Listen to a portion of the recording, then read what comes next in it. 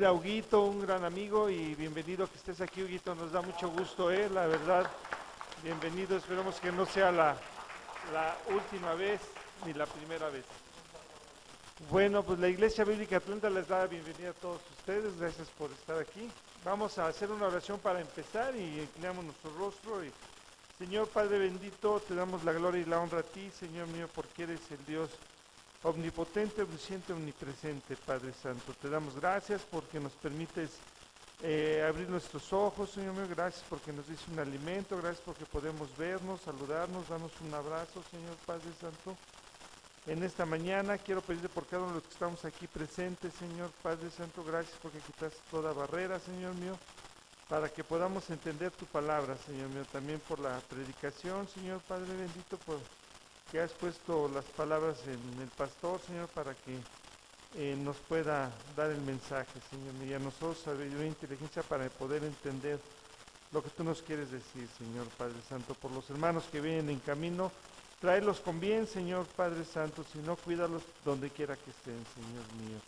Te pido por las alabanzas, el mensaje, el servicio, que todo sea para la gloria y honra tuya, Señor Padre bendito. Gracias, te lo pedimos en el bendito nombre de tu amado Hijo Jesucristo. Amén.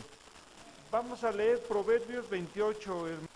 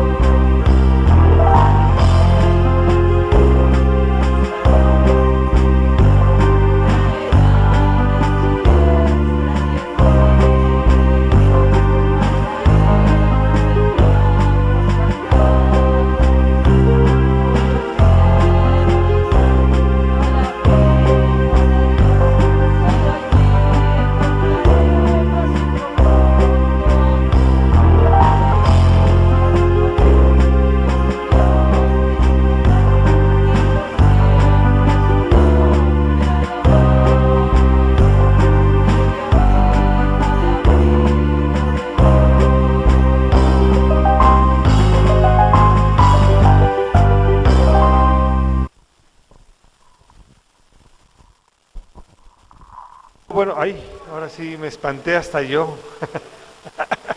¿No tiene mucho volumen, Lolito? Yo creo que sí, ¿no? Nah. Bueno, hermanos, pues vamos a, siguiendo el programa, vamos a seguir con el platillo fuerte y vamos a invitar al pastor Juan Carlos para que nos dé el mensaje. Adelante.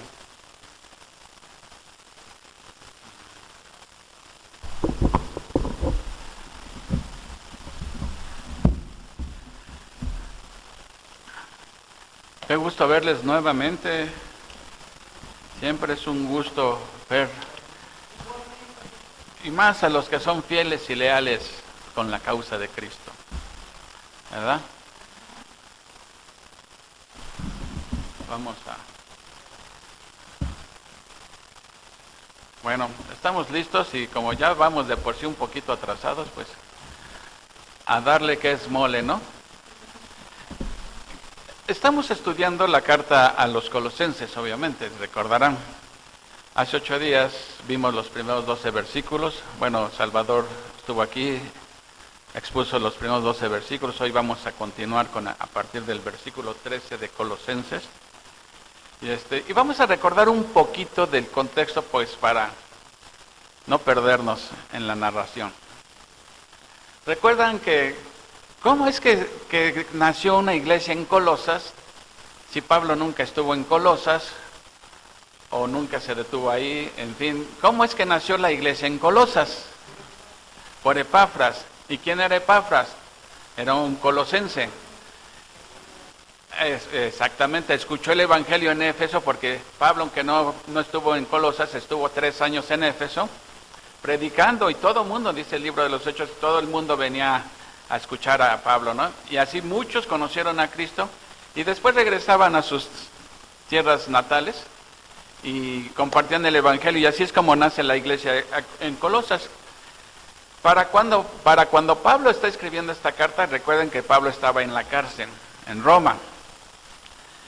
Y Epafras va y visita a Pablo en Roma. O sea, hace un largo viaje, Epafras, porque tenía algo que contarle a Pablo. Y lo primero que tenía que contarle era que la iglesia iba muy bien, ¿sí? La fe de los colosenses iba creciendo y creciendo, pero había un problema. ¿Y cuál era ese problema que había? Pues se lo cuenta que estaban infestados de tanta herejía. Habían tantas enseñanzas que se estaban dando ahí en Colosas, ¿sí? ¿Recuerdan esas herejías? Era el gnosticismo, esos que decían, no, mira, si quieres conocer realmente a Dios, necesitas un conocimiento supremo, un conocimiento que nosotros te podemos dar, porque si no, no vas a conocer realmente a Dios, ¿no? Jesucristo no basta, necesitas de nuestros conocimientos.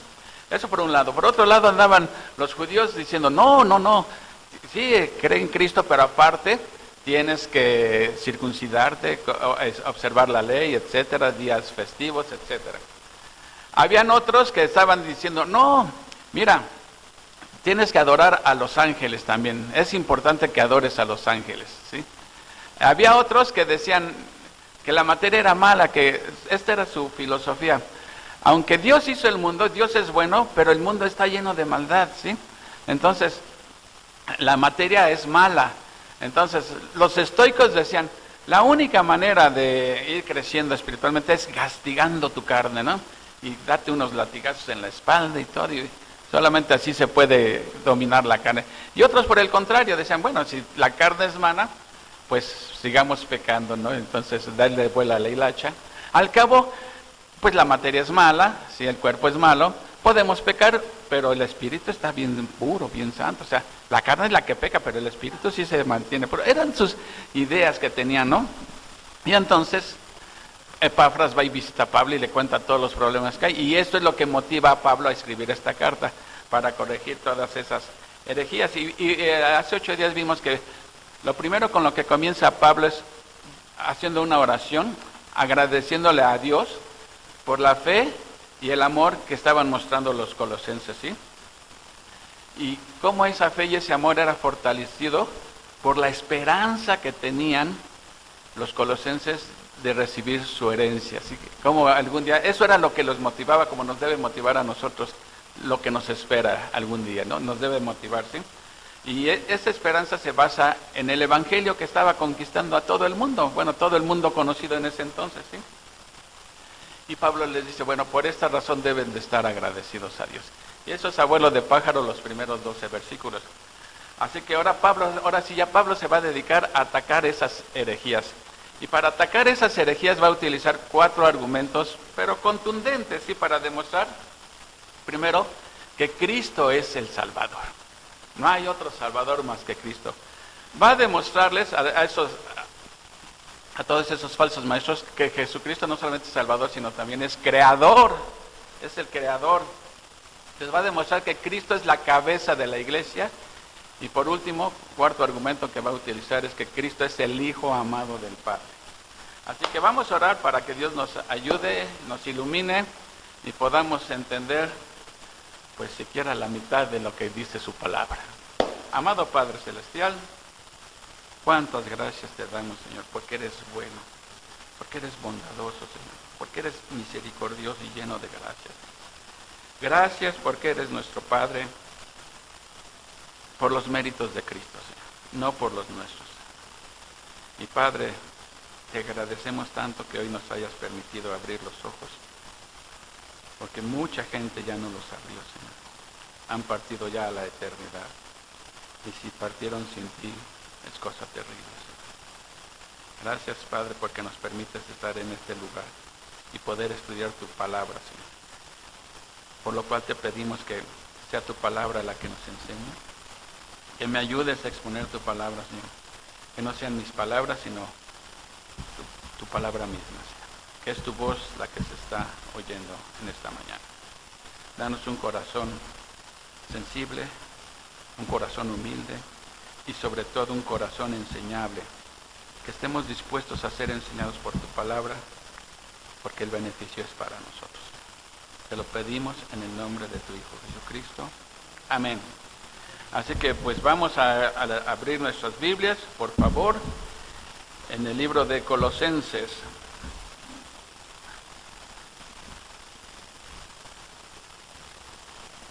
Colosenses.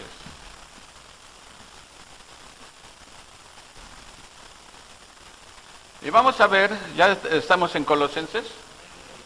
Bueno, vamos a ver el primer argumento de Pablo de que dice que Jesucristo es el Salvador. Vamos a leer el versículo 13 y 14, que es donde continuamos. Dice, pues Él nos rescató del reino de la oscuridad y nos trasladó al reino de su amado Hijo. Y el 14, quien compró nuestra libertad y perdonó nuestros pecados. En la Reina Valera dice, el cual nos ha librado de la potestad de las tinieblas y trasladado al reino de su amado Hijo, en quien tenemos redención por su sangre, el perdón de pecados. Aquí vemos 4 acciones salvadoras que ha hecho Jesucristo en favor nuestro, ¿sí? La primera dice que nos rescató o nos libró, ¿sí? Y aquí vemos que uno de los propósitos de que el Hijo se encarnara y que Dios lo enviara era para rescatarnos, ¿sí? ¿Y cómo lo hacía? Muriendo por nuestros pecados. Ahí había un propósito. La venida de Cristo fue para morir por nuestros pecados. Que no merecíamos eso, obviamente. Pero esa fue su finalidad. Otra finalidad fue resucitar, ascender y después derramar su Espíritu Santo en nuestros corazones, ¿sí? Entonces, aquí cuando dice que nos ha librado, nos ha rescatado, ¿sí? ¿De qué nos está librando o de qué nos está rescatando? O sea, aquí el mismo texto lo dice, de la condenación y de estar bajo el poder de Satanás, porque nos dice que nos ha librado del reino de la oscuridad, ¿sí? De ahí es de donde nos saca de nuestra condición mísera en la que nos encontrábamos, de nuestra miseria espiritual, no miseria económica, miseria espiritual, que nos libra el Señor. Nos rescata y nos traslada ¿a dónde? ¿A dónde nos traslada? Porque dice que nos ha rescatado y nos ha trasladado ¿a dónde? Al reino de su amado Hijo. O sea, es un cambio total, ¿no? Y luego dice que quien compró nuestra libertad, en la Reina Valera dice, nos redimió, en quien tenemos redención por su sangre. ¿Qué es esto de redimir? Porque a veces se utiliza mucho la palabra redimir, redentor, redención, pero ¿a qué se refiere eso? Exactamente, es liberar a un esclavo por medio de un pago, ¿sí?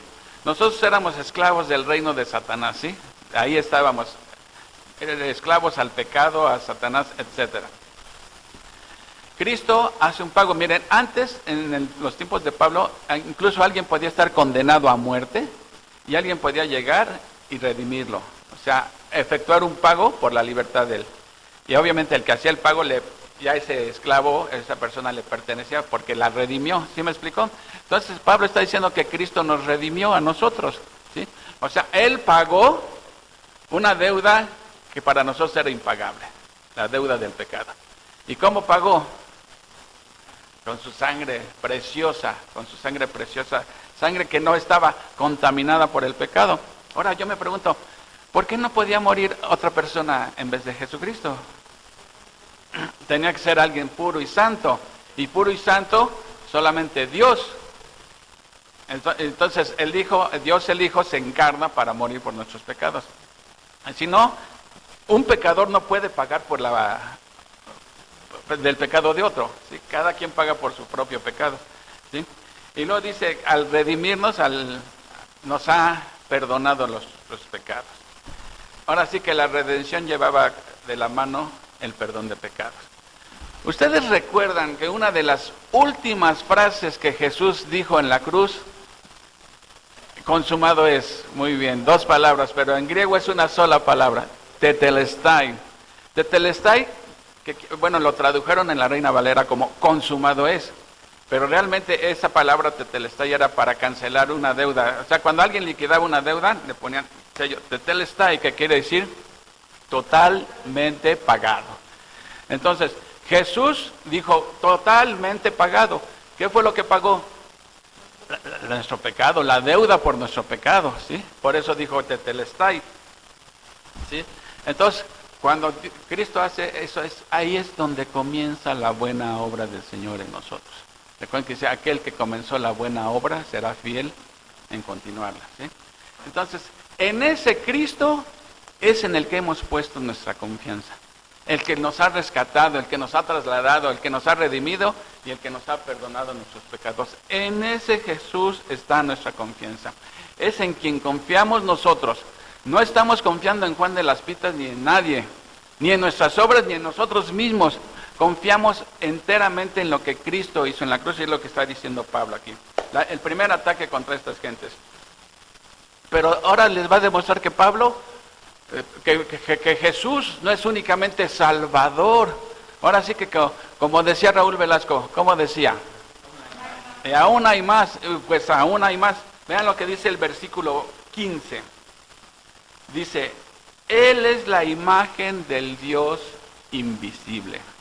Repito, Él es la imagen del Dios invisible. La palabra imagen en griego es eikon.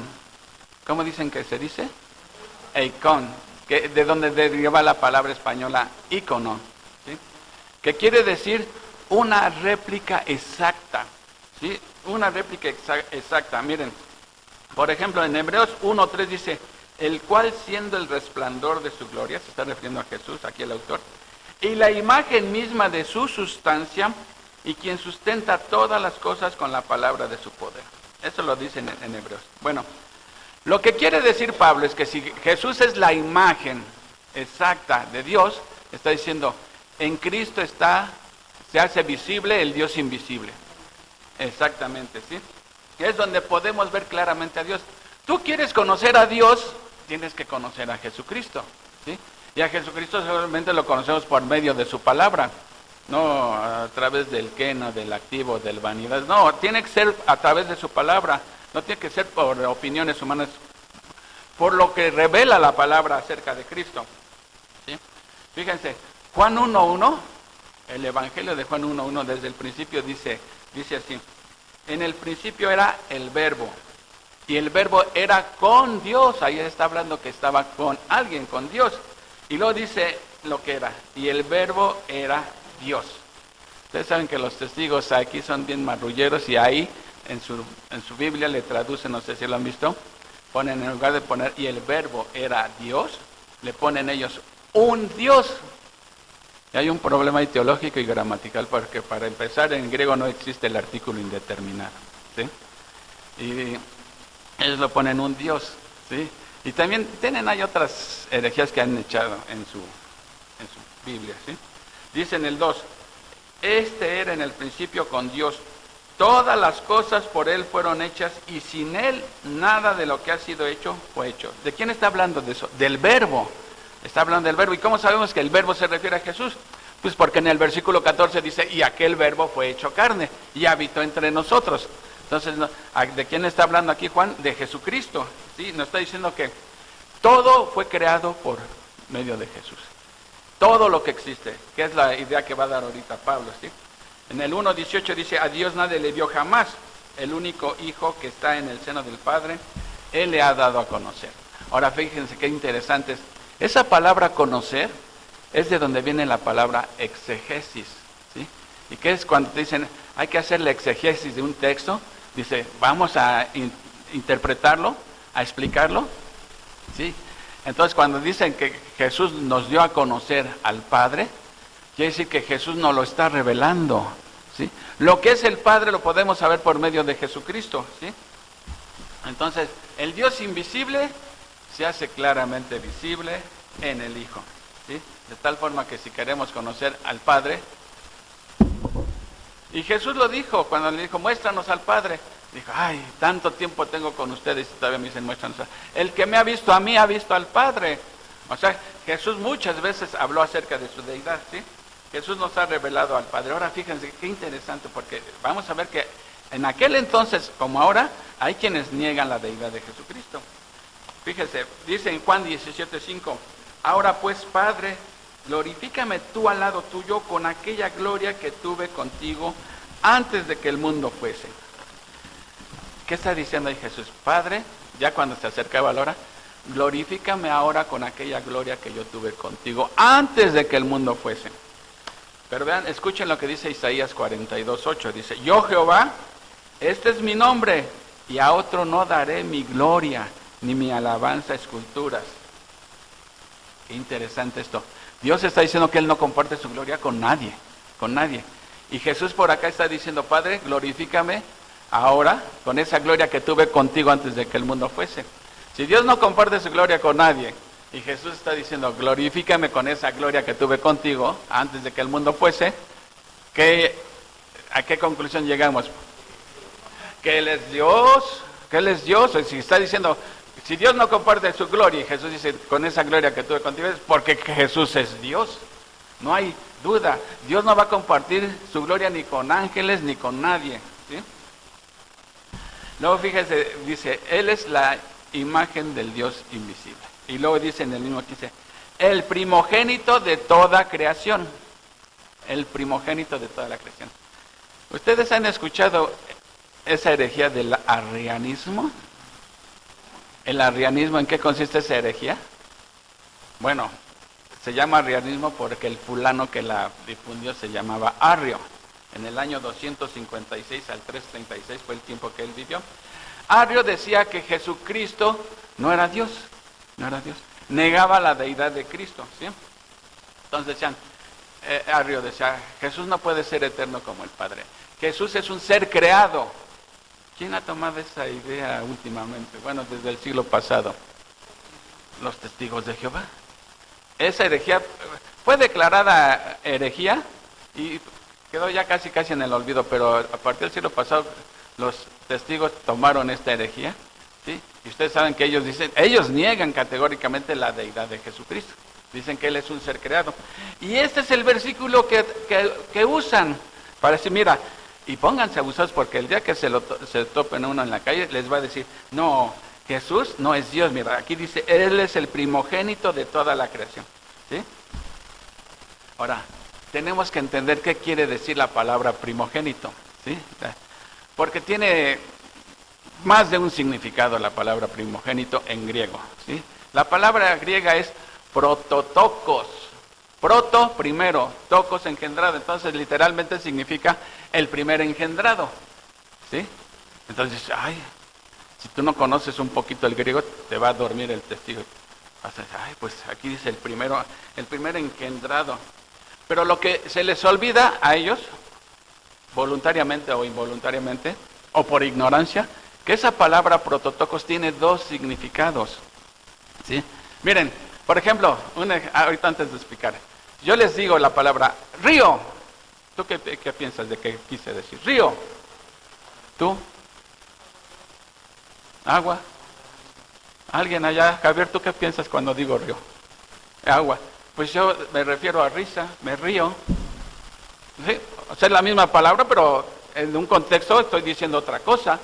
O sea, ustedes me entendieron agua, y es válido.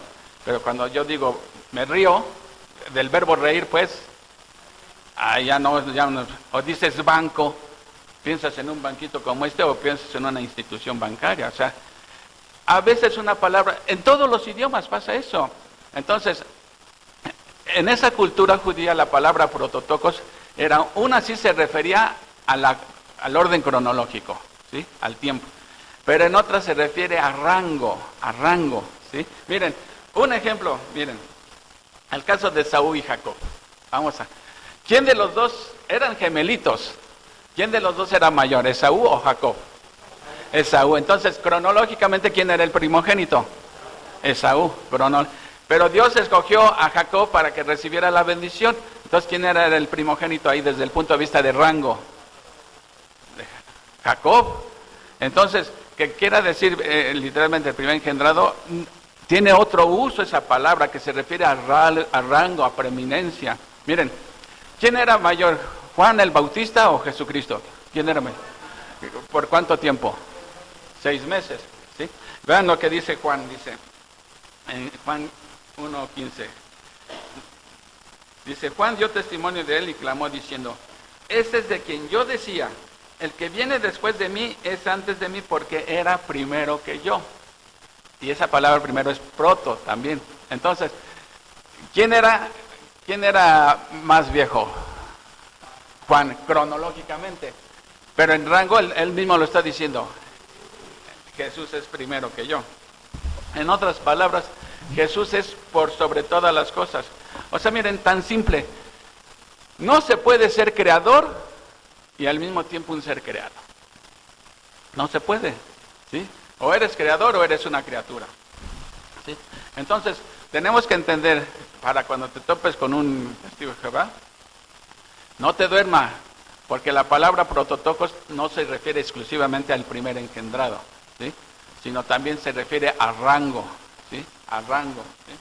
Entonces, ahora dice en el 16, porque en Él fueron creadas todas las cosas. ¿Quién es en Él? ¿A quién se refiere cuando dice en Él fueron creadas todas las cosas? ¿De quién viene? De Jesucristo viene hablando. Porque en Él fueron creadas todas las cosas, las que hay en los cielos y las que hay en la tierra, visibles e invisibles, sean tronos, sean dominios, sean principados, sean potestades. Todo fue creado por medio de Él y para Él. Todo. Fíjense, aquí también los testigos se hacen un truquito. Porque dicen, porque en Él fueron creadas, no dice creadas, dice, porque en Él fueron, bueno, sí dice creadas, porque en Él fueron creadas, pero como dice aquí en español, todas las cosas. Y en el griego dice también todas las cosas, y ellos ponen entre corchetes otras cosas. Como diciendo, sí, Él creó cosas, pero primero lo crearon a Él, no creó todo. O sea, a Él no fue creador. Y ellos ponen, en Él fueron creadas otras cosas. Quiere decir que no todo, ¿sí? Pero en el griego, chequen el Nuevo Testamento griego y dice todas las cosas. Entonces, miren, los gnósticos, por ejemplo, enseñaban que la materia era mala, ¿sí? El cuerpo humano es malo, sí, por sí mismo. Entonces, a veces eso los llevaba al ascetismo, de golpear la carne, castigar la carne para dominarla, ¿sí? Y los epicúreos, ¿se acuerdan qué decían los epicúreos? Comamos y bebamos que mañana moriremos, ¿sí? Hasta es una filosofía hoy en día, gente que comamos y bebamos que mañana moriremos, ¿sí? A darle bola y la hacha, ¿sí? O sea, los gnósticos decían que Dios hizo el mundo mediante una serie de emanaciones. ¿Se acuerdan que les expliqué en la introducción que Dios no podía, es alguien santo, y ¿por qué el mundo es malo si Él es santo? Ah, bueno, porque de Dios salió una emanación, hagan de cuenta como si fuera un ángel, Dios creó. De ese ángel sale otro ángel, de ese ángel sale otro, hasta que ya el último ángel en la cadena hizo el mundo, entonces ya no había ni relación entre Dios y el mundo, o sea, alejado totalmente ya del mundo. Pero vamos a ver lo que está diciendo aquí Pablo, ¿sí? Él está diciendo que Cristo no es ninguna emanación de Dios, sino es Dios mismo, Jesucristo, ¿sí? Ahora, los falsos maestros decían que el mundo físico era malo y deducían que Dios no pudo haberlo creado. Ahora, otra de las herejías que estaban circulando, por eso había peligro ahí en Colosas, porque luego la gente se cree todo lo que les dicen, que debíamos adorar ángeles, porque esa serie de emanaciones eran también ángeles, y la única manera de llegar a Dios era por medio de la adoración a ángeles. Había ángeles buenos, había ángeles malos. Yo te voy a enseñar cuáles son los ángeles que debes de adorar, para que así llegues a conocer completamente a Dios, ¿sí? Ahora, la pregunta es lo que dice Pablo aquí, que trata de entender. ¿Cómo se te ocurre adorar ángeles si son seres creados? Es como si estuvieras adorando a una persona, un ser creado. O sea, sería absurdo, ¿no? Adorar ángeles cuando puedo adorar al creador de los ángeles, ¿no? Eso es, miren, Pablo le llama esto como la sombra de lo que ha de venir. Mira, ¿cómo podría explicar? A ver, Uriel, eres el único que trae esposa ahorita. Bueno, mi esposa está fuera. Se para ahí Pati y proyecta una sombra en la pared. ¿Sí? Su cuerpo refleja una sombra. ¿Tendría caso que vayas y adores la sombra tú y beses la sombra? Pues besas a tu mujer, ¿no? No la sombra que proyecta. Bueno, de alguna manera es lo que está diciendo Pablo, ¿sí? ¿Cómo puedes adorar ángeles si puedes adorar al Creador, al verdadero Dios? ¿Sí? No ¿cómo diré? Sí, adorar la creación cuando... Acuérdense, ese fue el problema que expone Pablo en Romanos. El hombre comienza a adorar la creación en vez de adorar al Creador, ¿sí? Y luego dice en el 17, y Él es antes de todas las cosas, antes que todas las cosas. O sea, está hablando que Jesús está por encima de todo, todo, ¿sí? Está hablando de supremacía absoluta. Eso es lo que está diciendo Pablo aquí, ¿sí? Que Jesús es el prototocos en el sentido de que, porque Él no fue creado, en el sentido de que está por encima de todo, de toda creación, porque Él la hizo, por medio de Él la hizo y para sí mismo la hizo, ¿sí? Y luego vean lo que dice ahí en el 17, y todas las cosas en Él subsisten. Aquí también hay otra, ¿qué entendimos con eso de que en Él todas las cosas subsisten? Ya nos dijo Pablo que Jesús creó todo, en el cielo, en la tierra, visible, invisible, todo lo ha creado Él, ¿sí? Esa es la creación. Pero luego dice que todas esas cosas en Él subsisten. ¿Qué querrá decir esto de que Él tiene el control? Él la sostiene, ¿sí? Él la sostiene, miren. Muchas veces hay gente que dice, bueno, Dios creó el mundo, te lo acepto que Dios creó el mundo. Pero ya Dios no tiene nada que ver con el mundo, ya haz de cuenta que lo dejó ahí, le dio cuerda y lo dejó ahí solito. Y vamos a nuestro destino del mundo y de nosotros está al azar, ¿sí?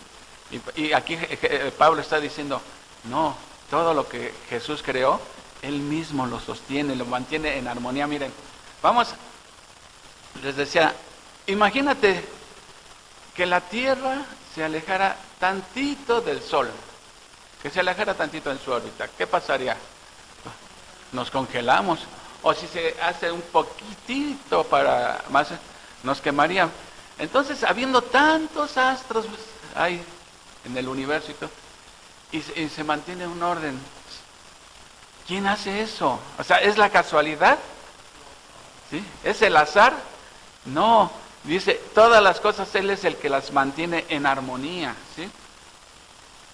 Imagínense, les decía también que el eje de la Tierra no es perpendicular totalmente, es así inclinadito. Y eso tiene una razón. ¿Y por qué no se endereza tantito? ¿Qué pasa si se endereza tantito algo? Miren, así está inclinado el eje. Aquí está el Sol. La Tierra siempre está girando así. Entonces, aquí en 6 meses el polo norte está con la cara al Sol. Pero ya, por eso dura 6 meses ahí el día y luego está de este lado con el mismo eje así. Ahora le da el sol a esta parte. Porque de esta manera si le pega el sol a los dos polos, porque si no le pegara si la Tierra fuera girando así, nada más un polo está expuesto y el otro está en la oscuridad y terminaría congelándose los mares. Todo eso tiene sentido, no es obra de la casualidad. Por ejemplo, tú cuando estás durmiendo, ¿quién mantiene latiendo tu corazón? Tan simple. Y más específicamente Jesús es el que sostiene, o sea, Jesús es el que mantiene la cohesión y la armonía en todo el universo, en toda su creación, ¿sí? Porque cuando nos dormimos ni siquiera nos damos cuenta que estamos respirando o no. ¿Quién hace que estemos respirando? Jesucristo, ¿sí? Entonces nada se sale de su propósito. Dios, Jesucristo tiene el control de todo. Esta creación está en sus poderosas manos. ¿Y qué decimos más? Como dice en hebreo, con el puro poder de su palabra, ¿sí? Es como mantiene el universo, ¿sí? Entonces, en esta sección aquí es donde termina Pablo la soberanía de Jesucristo sobre su creación. Ahora va a hablar acerca de su soberanía sobre la iglesia, ¿sí? Y va a decir en el versículo 18 que Cristo es la cabeza de la iglesia. Vean lo que dice el 18. Y Él es la cabeza del cuerpo que es la iglesia. Hasta aquí Pablo utiliza por primera vez la palabra cabeza, ¿sí? Por eso muchos se dicen, no, esa carta no puede ser de Pablo porque Pablo en todas sus cartas nunca menciona esa palabra cabeza. Por ejemplo, en Efesios, ¿cómo se refería a la iglesia? Como el cuerpo de Cristo. Bueno, pues Pablo está diciendo, pues ese cuerpo tiene una cabeza y esa cabeza es Jesucristo, ¿sí? Además, acuérdense que Pablo había dicho en Efesios, Cristo es la cabeza de todo varón, ¿sí? Y todo cuerpo tiene una cabeza, ¿sí? ¿Qué querrá decir Pablo con que está diciendo que Cristo es la cabeza de su cuerpo? Es decir, la cabeza de la iglesia. Sí, que la guía, que la gobierna, que la controla y la que le da el crecimiento. Miren, nosotros, por ejemplo, no sé si han escuchado una hormona que se llama, se me fue la hormona del crecimiento. ¿Dónde está alojada esa glándula? En la glándula pituitaria o hipófisis se llama también, que está dentro del cerebro, ¿sí? Entonces, esa es como un chicharito. Esa genera una hormona que le da crecimiento al cuerpo. Bueno, por eso dicen, qué buena analogía usa Pablo, decir que el crecimiento de la iglesia no depende de ningún ángel, ni de ninguna persona, ni de nada. Depende de Jesucristo, es el que le da crecimiento a la iglesia y el que la gobierna, ¿sí? Además, también en la cabeza están los órganos de los sentidos, ¿sí? Que nos da orientación y todo. O sea, Pablo está diciendo que nadie es el jefe en la iglesia más que Cristo. Él es la cabeza, ¿sí? Luego dice, el que es el principio. ¿El principio de qué? ¿De qué está hablando ahora? De la iglesia. Entonces Jesús es el principio de la iglesia, Él es el que le da origen a la iglesia, ¿sí? ¿Recuerdan cuando dijo Jesús, le dice a Pedro, sobre esta piedra, pero se está refiriendo a la gran verdad que había dicho Pedro, edificaré mi iglesia? Entonces, ¿la iglesia de quién es? ¿Es de nosotros? Es de Jesús, es su iglesia, ¿sí? Entonces, Él es el principio de la iglesia. Si la iglesia es el cuerpo, Él es la cabeza, ¿sí?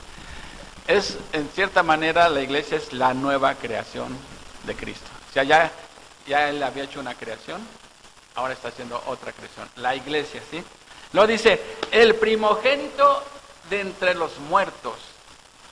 ¿Qué querrá decir eso? Aquí Pablo cuando dice que Jesús es el primogénito de entre los muertos. No, porque antes de Jesucristo había habido resurrecciones. En el Antiguo Testamento hubo resurrecciones. Antes de Jesús resucitó Lázaro, resucitó la hija de Jairo, o sea, había habido resurrecciones. Entonces Pablo estará refiriéndose a que él fue el primero que resucitó. Seguro que no se refiere a eso.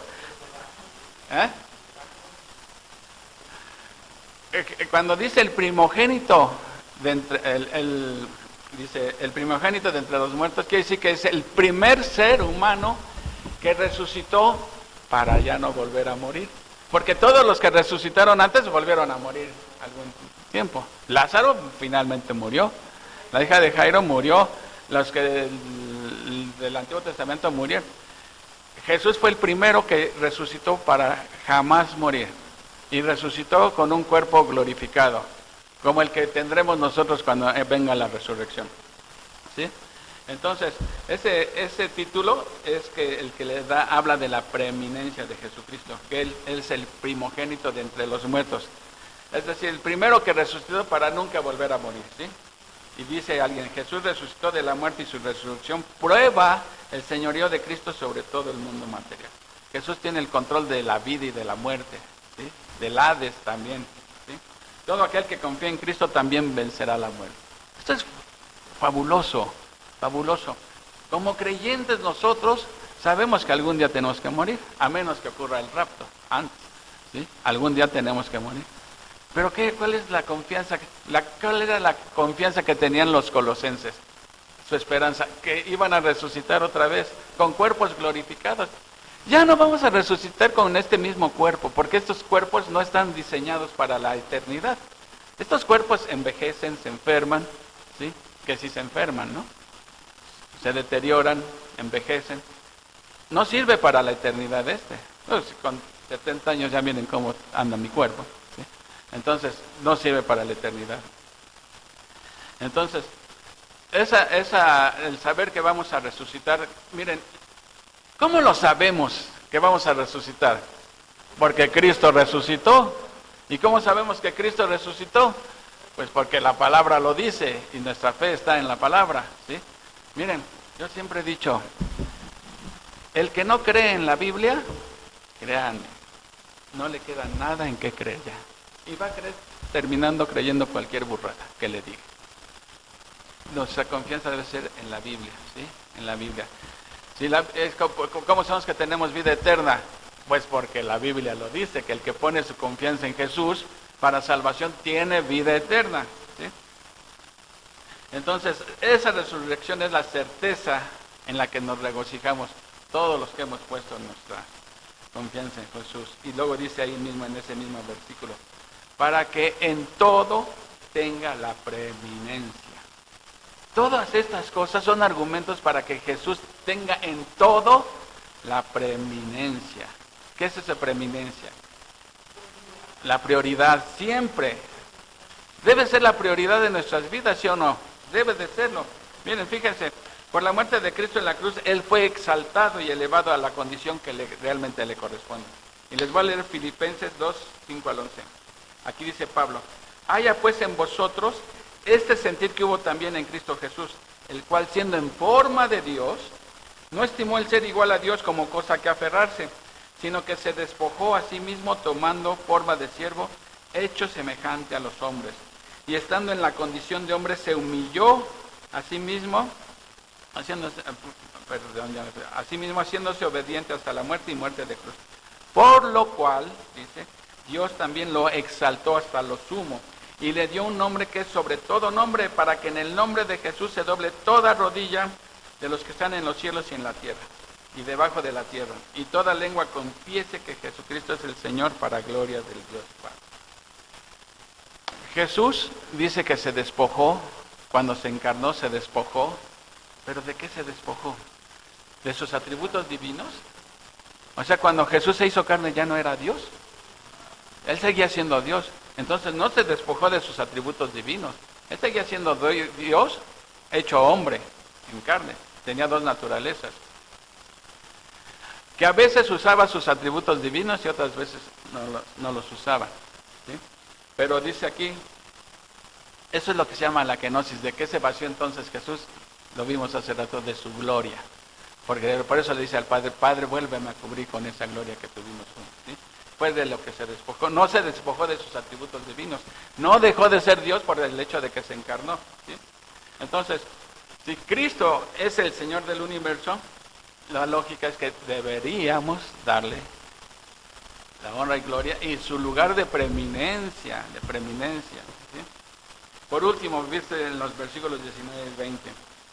Por cuanto agradó al Padre que en él habitase toda la plenitud, ¿sí? Y por medio de él reconciliar consigo todas las cosas. Pablo utiliza aquí la palabra plenitud, porque era una palabrita que traían de moda estos falsos maestros. Acá con nosotros está la plenitud del conocimiento y tendrás la plenitud del gozo. Y si utilizaban mucho la palabra plenitud, Pablo toma prestada esa palabra de ellos mismos, que quiere decir pleroma, ¿sí? Pleroma es la palabra plenitud. Dice, en Jesús está el pleroma, la plenitud. O sea, todos los atributos de Dios están en Jesucristo, ¿sí? Están en Jesucristo, ¿sí? La suma total, ¿sí? Con esta declaración Pablo estaba refutando a los griegos de que ellos decían que Jesús no podía ser Dios y hombre al mismo tiempo. Y Pablo está diciendo, Jesús es Dios, 100% Dios y 100% hombre. Miren, tan simple como esto. Tiene lógica, tiene explicación. Si Jesús va a ser mi representante en la cruz, ¿sí? Pues tiene que ser hombre como yo soy hombre, ¿sí? Si no, no puede ser mi representante. Para ser nuestro representante tiene que ser igualmente que nosotros, tendría que ser hombre, ¿sí? Pero no hay un hombre que no peque, entonces, ¿quién es el único que no peca? Dios. Pero Dios no puede morir, como Dios no puede morir, pero si se hace hombre, muere como hombre. Entonces Jesús tenía esa naturaleza. ¿Se acuerdan cómo les he dicho que se llama?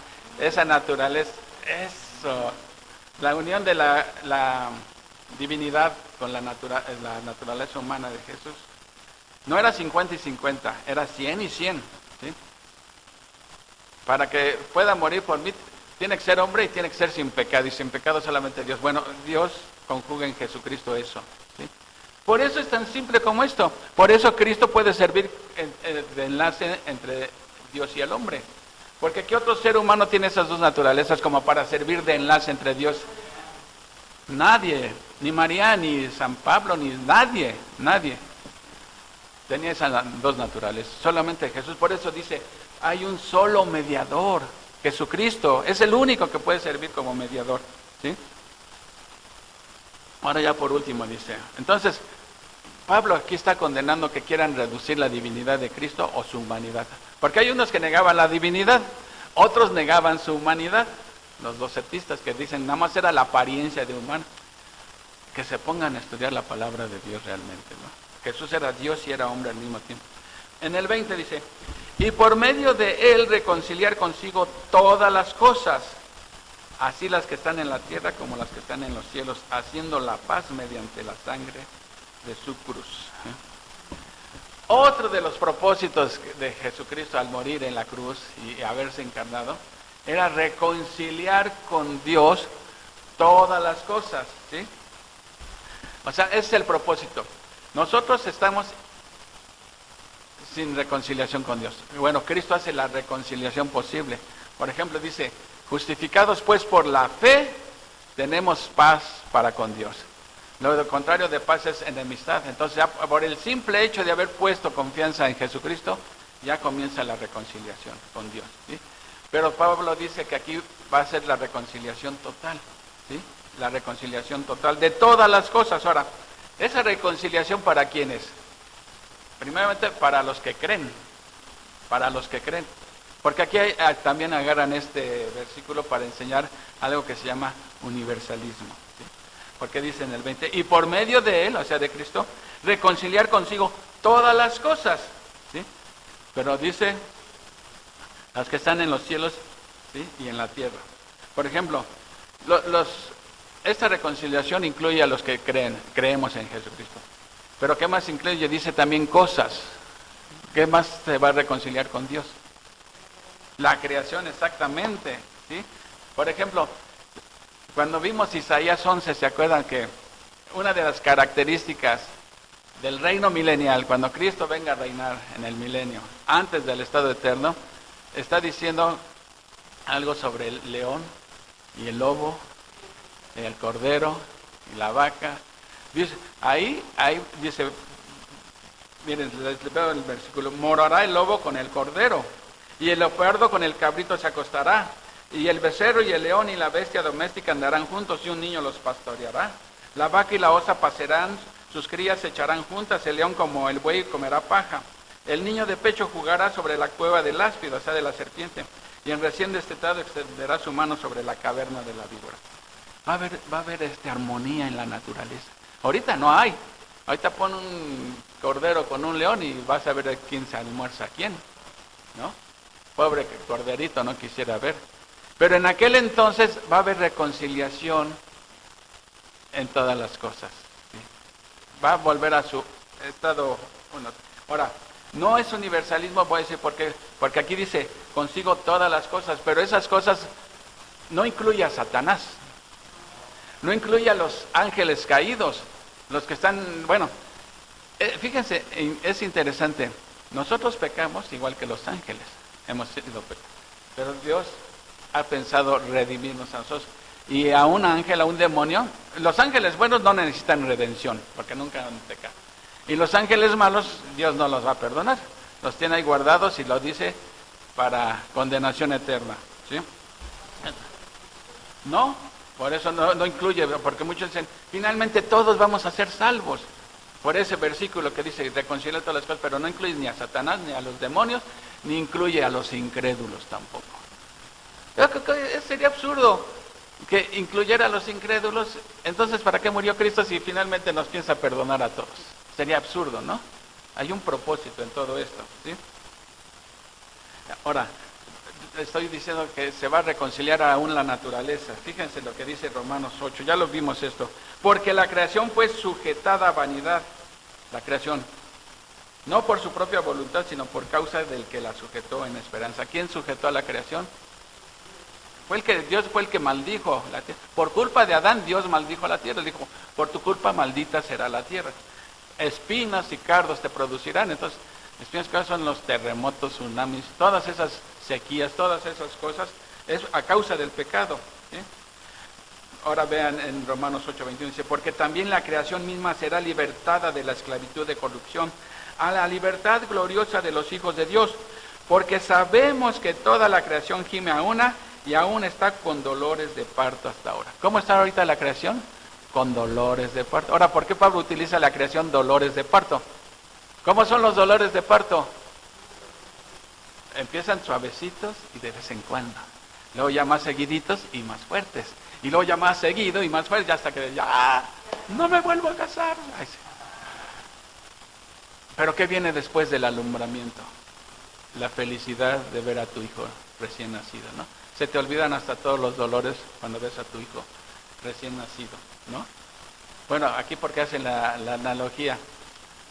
Pues sabemos por la tribulación que van a ir, también están con dolores de parto, cada vez van a ser más seguidos los juicios de Dios, más fuertes, más intensos, pero después viene el alumbramiento, el recién nacido, el reino milenial, ¿sí?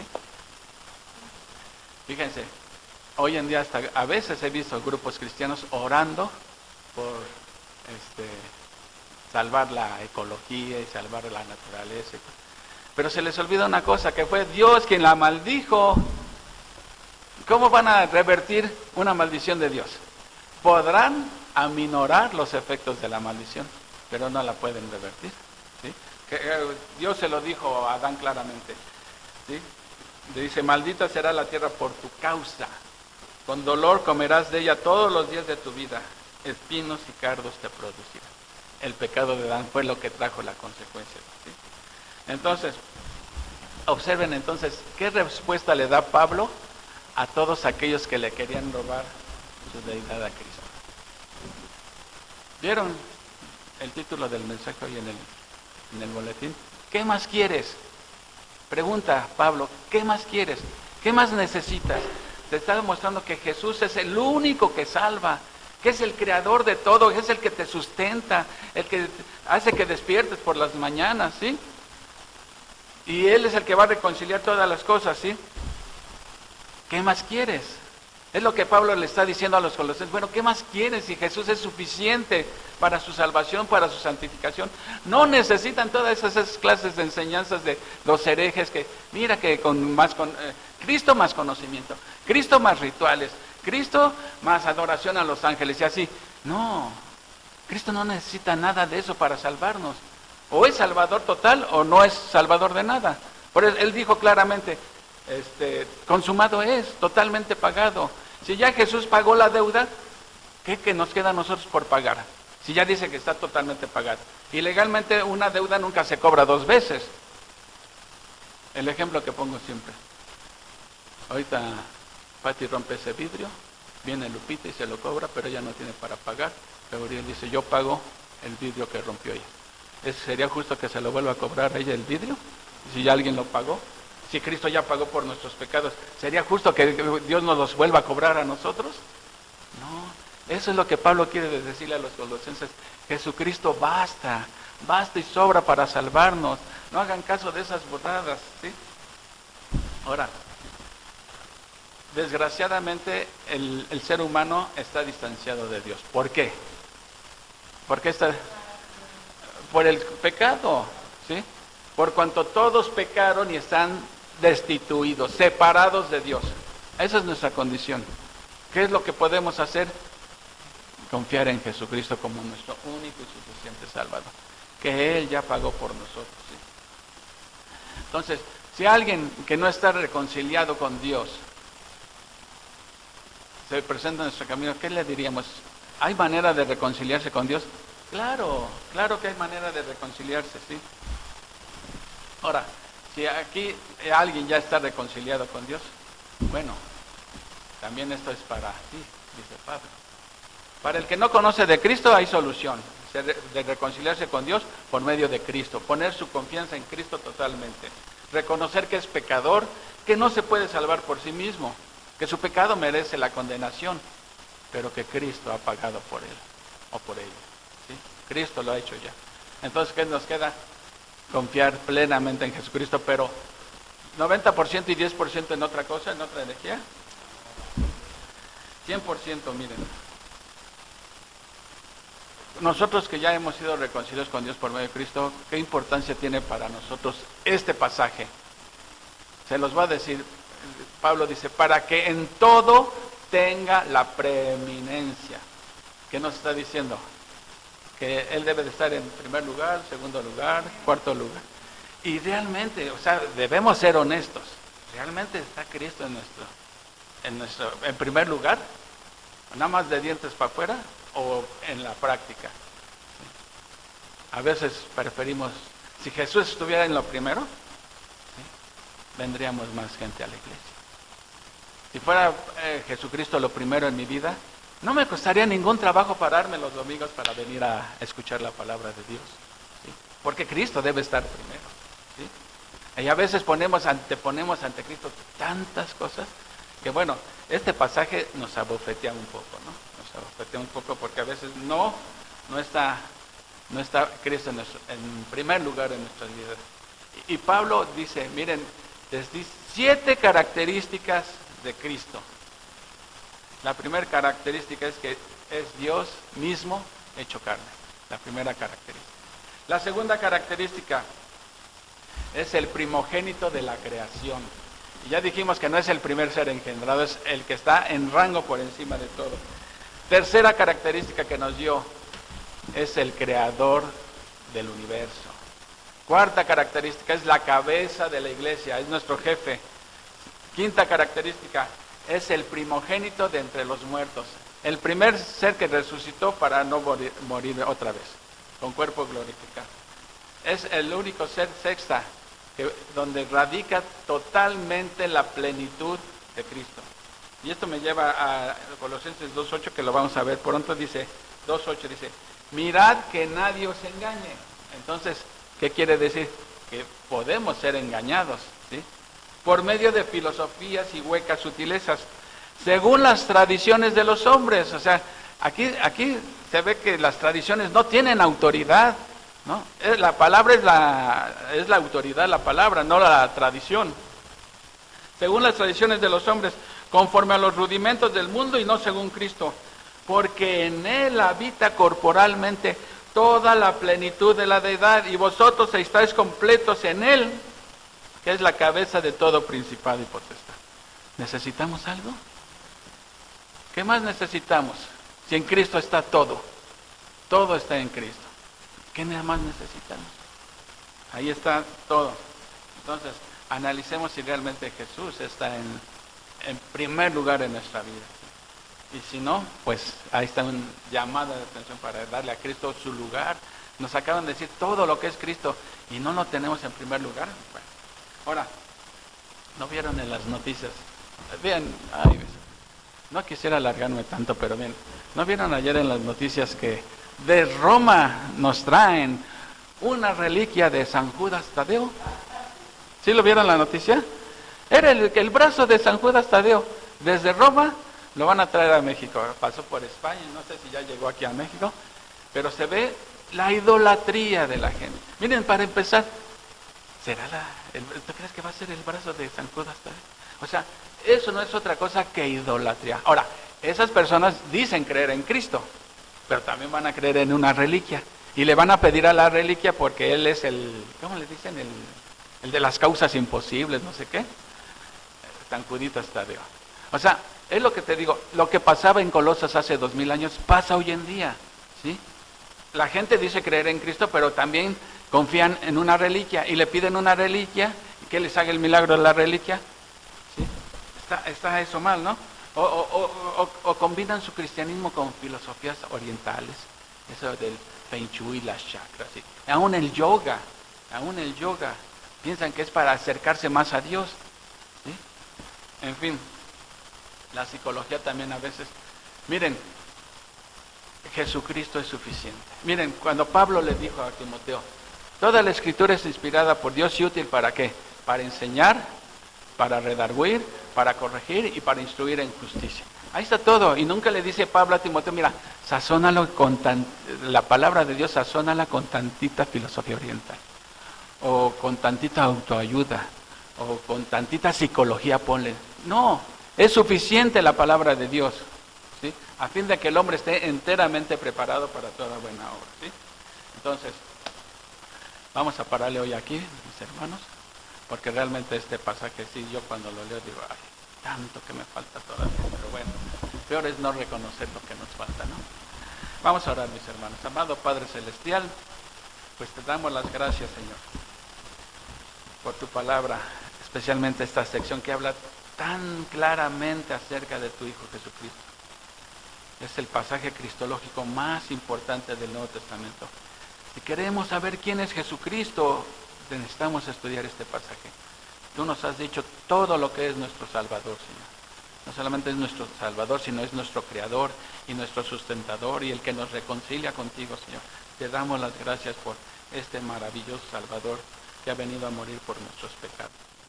Te damos las gracias, Señor, y te pido, por si alguien no se ha reconciliado con Dios, quien sea, que por medio de Cristo pueda ser reconciliado contigo y poder disfrutar de todos estos beneficios que hay en tu Hijo Jesús. En el nombre de Cristo te damos las gracias. Amén.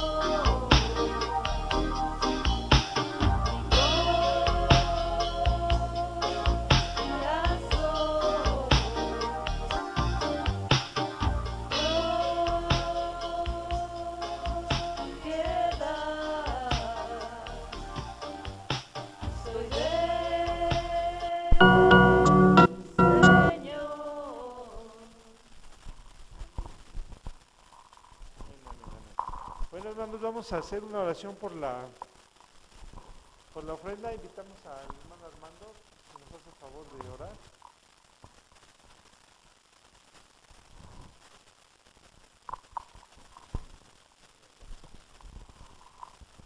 Vamos a inclinar nuestro rostro, hermanos. Dios Padre Todopoderoso, gracias te damos, Señor, y te damos la honra y la gloria, Señor, porque solo tú eres santo. En esta mañana te pedimos, Señor, por las ofrendas, que las bendigas, Señor, que bendigas a mis hermanos, Señor, y que nos proporciones todo lo necesario durante la semana. Te lo pedimos en el nombre de nuestro Señor Jesucristo, tu Hijo. Amén. Los invitados no están obligados a dar,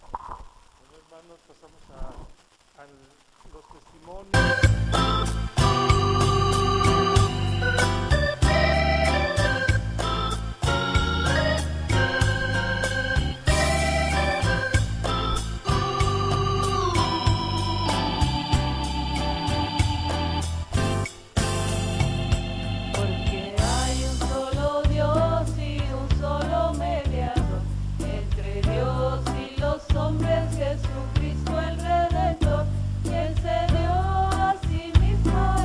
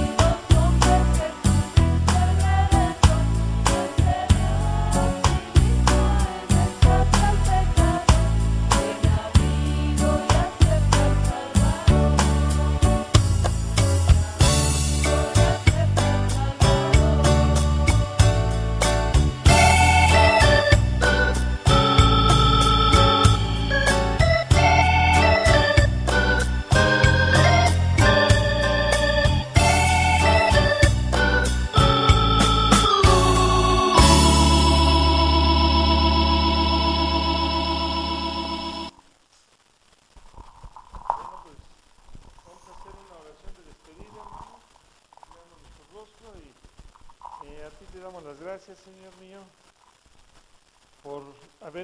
por habernos escogido, Señor mío, como tus hijos, Señor mío, sin merecerlo, sino que por pura gracia, Señor Padre bendito, nos has escogido, Señor mío. Gracias porque nos das la oportunidad de podernos congregar, Señor Padre Santo, cada domingo, Señor mío, que es un mandato tuyo, Señor Padre bendito, y debemos de ser obedientes, Señor Padre bendito, a lo que tú nos mandas, Señor mío. Agradecerte por la vida de cada uno de los que estamos aquí presentes, Señor Padre bendito, que quitaste toda traba para que pudiéramos estar aquí escuchando tu palabra, Señor mío. Gracias, Señor mío, te pido que podamos ir a hacer nuestras labores de este domingo, Señor Padre bendito, que podamos estar con nuestros seres queridos, que podamos pasar un domingo agradable, Señor Padre bendito, que nos des el alimento también, Padre bendito, del resto del día, y que la semana que sigue, que nos sigas dando fortaleza para seguir trabajando, Padre bendito, a los que no tienen trabajo, que les des trabajo, Señor Padre bendito, y que les proveas de lo necesario, Señor Padre bendito, que sea tu voluntad, Señor mío, y que podamos también llevarnos las oraciones, estar orando, Señor mío, por todas las personas del mundo, Señor Padre mío, que hay, Señor mío. Gracias en Cristo Jesús te lo pedimos. Amén. Estamos